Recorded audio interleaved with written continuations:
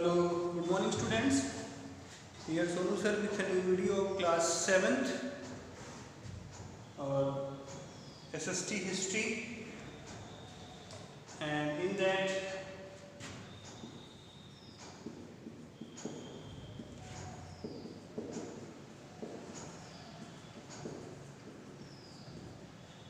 we are talking about chapter number 5th, that is Mughal Empire and its prominent rulers.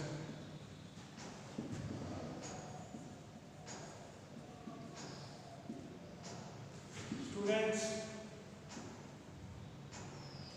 we have been discussed up to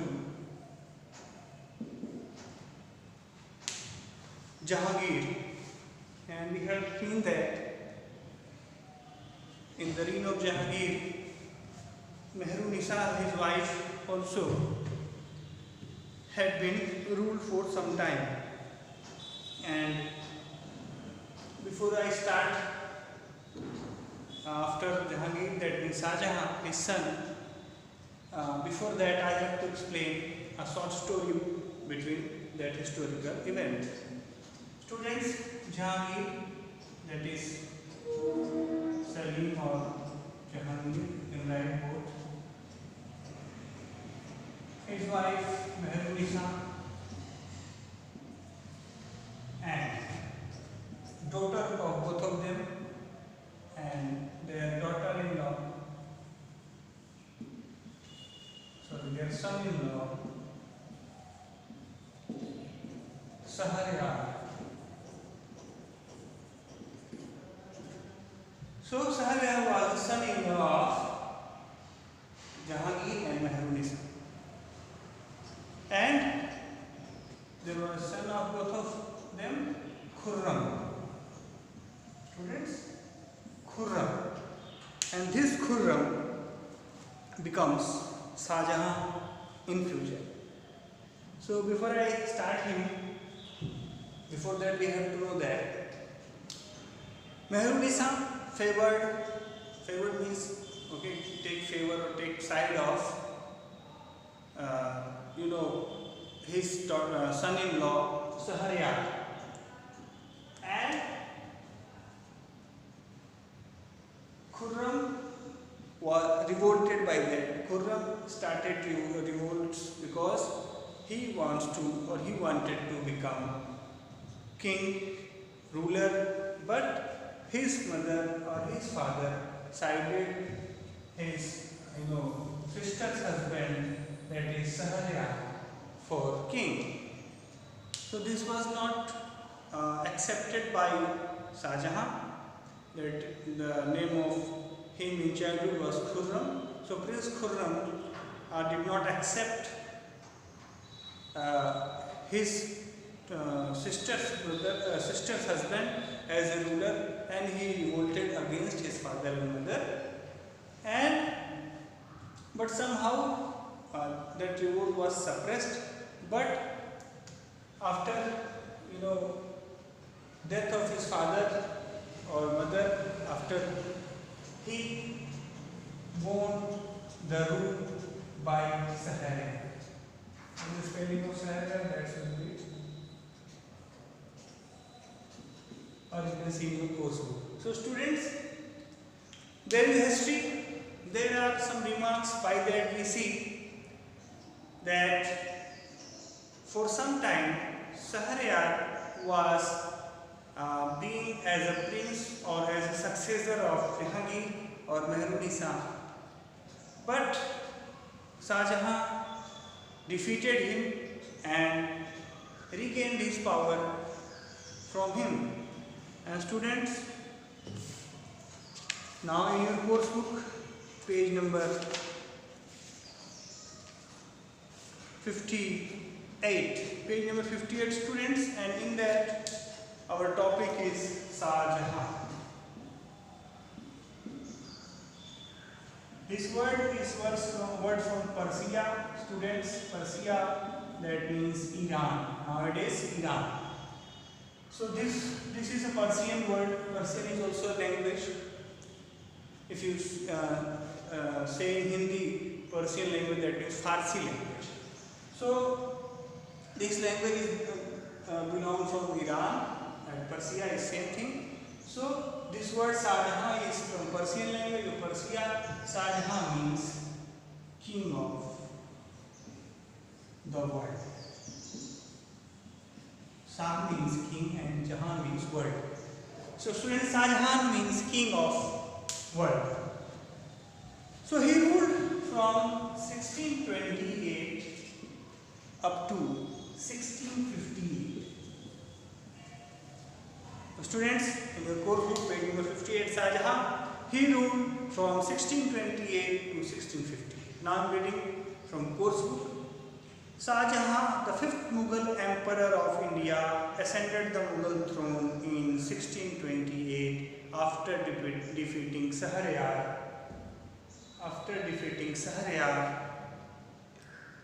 His name Shah Jahan is Persian in origin, which means king of the world. His term of rule is termed as the golden age of Mughal architecture. So students, in this particular para, we are taking lot of things to understand. And in that first I have explained that Shahryar was husband of sister of Khurram, that means Shah Jahan. And Shah Jahan's mother Meherunisa or his father favored Shahryar as a king or as a successor, but Shah Jahan revolted against them and he defeated Shahryar and became the king of Mughal dynasty. And his age is known as golden age of Mughal architecture. So students, there are two things to understand. One thing is golden age of Mughal, and second thing is golden age of Mughal architecture. So architecture, what refers in them. So Shah Jahan had built so many buildings, precious buildings like Taj Mahal, Red Fort, Jama Masjid, and so on. So this by only this reason, people know him as golden age of architecture. So in Mughal age, if we see, it was golden age of Mughal architecture. So architecture means buildings, that monuments or buildings made by Shah Jahan. So students, two things we have seen here. Firstly, he was known as king of the world, that means Shah Jahan.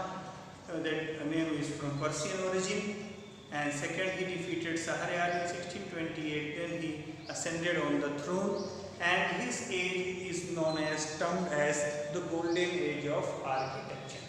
And if the question is there, which reign or which Mughal rule or whose Mughal rule is known as golden age of Mughals? So that was Jahangir. If we talk about the golden age of Mughals, it was Jahangir. And if we talk about the golden age of Mughal architecture, so that is Shah Jahan. Student, this is to clear.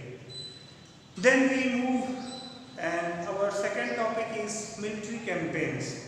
So students, after taking ascending on the throne, Shah Jahan started his military campaigns, and like his father and grandfather, his father was Jahangir and grandfather Akbar. So his father also wanted to capture Mewar but wasn't succeed, and his grandfather Akbar also wanted to capture Mewar but he also wasn't succeed. But Shah Jahan succeeded to capture Mewar. So students, we have to see two pairs of heredity in that. First you have to see Akbar's, then here you see Uday Singh. So when Akbar was king of Devyar of Mughal dynasty, so that time Mewar was in hand of Uday Singh, father of Maharana Pratap. And then Akbar's son Jahangir was there, and that time Maharana Pratap was ruler of, and this was placing in the time of Akbar also. So Akbar and Jahangir, at the time Maharana Pratap was in confliction after Uday Singh, and then Shah Jahan ascended on the throne. When Shah Jahan ascended on the throne, here the son of Maharana Pratap was Amar Singh. And so if you talk about Amar Singh surrendered his Mewar in the hand of Shah Jahan. So fight started, quarrel and battle started from Akbar, ended in Shah Jahan and Amar Singh. Students, we are talking about military campaigns, and I am reading. In 1614, Shah Jahan led military expeditions against the Rajputs of Mewar and annexed Mewar. Mewar ruler Maharana Amar Singh II surrendered to the Mughal forces. The three major Deccan states of Ahmednagar, Golconda and Bijapur signed treaties with the Mughal Empire. So after conquering Mewar by Amar Singh II, Shah Jahan moved to the Deccan states, as we see in map.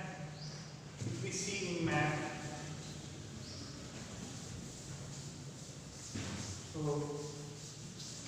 Shah Jahan. So this is northern India. So if you see in map, this Deccan part, this Deccan plateau nearby part, that means Ahmednagar, Golconda, Bijapur. Okay, this all states was being captured by Shah Jahan after the conquer of Mewar. And students, this was all military campaigns of him, and they signed treaties. So they were not fully captured, these all Deccan states, but signed a treaty. Somehow they signed themselves, they surrendered as to pay a tribute, as to pay taxes or money as security money to Shah Jahan. And we see,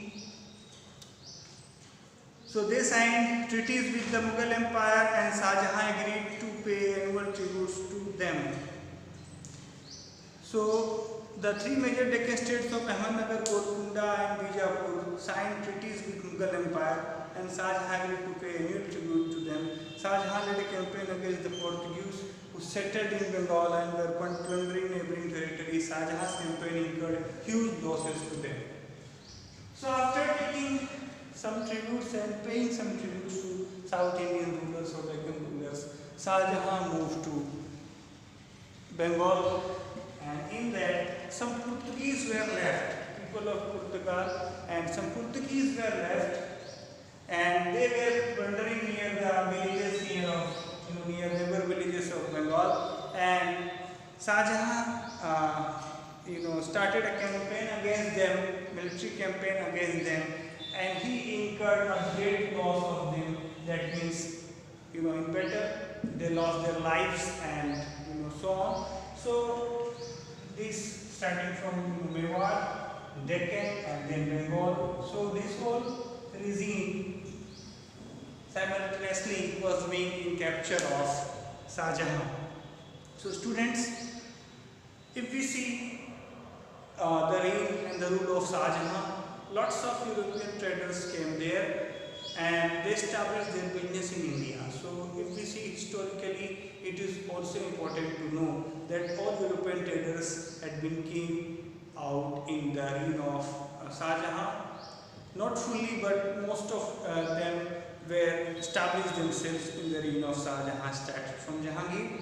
So we see the Portuguese, Dutch, French and British were the European traders who came to India and established their trade centers during the reign of Shah Jahan. Travels in the Mughal Empire by the French traveller Francois Bernier. There was a French traveller Francois Bernier, and he mentioned about Shah Jahan's history and European traders. So there was a book, Travels in the Mughal Empire. Travels in the Mughal Empire, book written by Francois Verma, who stayed in India for 12 years as the personal physician of Aurangzeb. So he was from the time of Aurangzeb. So Aurangzeb's father was Shah Jahan. So he was in time from Shah Jahan, and he stayed 12 years as a personal physician of Aurangzeb and gave a detailed account of the Mughal rule in India. So he was as personal physician, as personal, doctor of Aurangzeb, and he gave, prominent details, sufficient details of Mughal Empire, of the rule of Shah Jahan and Aurangzeb. So students, we are talking about our next topic, that is Shah Jahan, the king. If we talk about Shah Jahan as a king, so Shah Jahan looked after the minute details of administration and encouraged the growth of art, literature, scholars, poets and philosophers. So students, Shah Jahan as a king, if we see, he was king of all, name and fame. He always wanted to patronize, to improve the scholars, the poets and all things in his reign. So that is why Shah Jahan looked after the minute details of administration and encouraged the growth of art. He was also an able administrator, and he encouraged, motivated and encouraged the growth of art, literature, scholars, poets and philosophers. So this educational policy of him, art and literature and scholars and poets and philosophers were encouraged in the time of him, and his most famous contribution to the field of architecture was the construction of the Taj Mahal in the memory of his beloved wife Mumtaz Mahal in Agra. As we know, so he made a marvelous building and architecture was Taj Mahal, and construction of Taj Mahal was in the memory of his beloved wife Mumtaz Mahal, and till today is a very seeable things. And you see his, and as you know, Taj Mahal is in Agra. So his other constructions were Red Fort, Moti Masjid, Jama Masjid, Lahore Fort and Shalimar Gardens. The Peacock Throne was also made during his rule. So students, Peacock Throne, have you heard the throne made by peacock tails, and that tails and peacock's feathers was being used for Peacock Throne, and in that Peacock Throne there was a Kohinoor diamond. Okay, so as you know, Shah Jahan had Kohinoor diamond in Peacock Throne, but Queen Victoria took that diamond from his crown or his throne where he seated. Now students, there is whether true or false. Sir Thomas More visited India in year 1603. So this is your homework. You have to do this true or false and send on my WhatsApp number. And students, today we concluded about Shah Jahan in this video. And students, you have been complaining to me personally that I am speaking mostly English in videos. I don't use Hindi words. So students, only the reason behind this that I am doing this only because this video can be watchable more and more anytime if you want to watch that video. So you can watch many times that video, and you can pause that video, you can rewind that video, and you can listen that words, write that words, and can check the meaning of that words, and connect that words with my video. So it is easy to concern that video if you listen carefully that words, if you check that words from dictionary and books, and at the same time from your mobile, you can easily understand what I am going to study and make you profitable. So students, today we concluded Shah Jahan, and once I want to say, students are not also sending homeworks, so this is also thing of concern. If there is homework given in video, you have to do and send on my number. So students, then I get to know that you are studying well or not. So students, we concluded this topic in a video, in next topic we do about Aurangzeb. Till then students, have a nice day.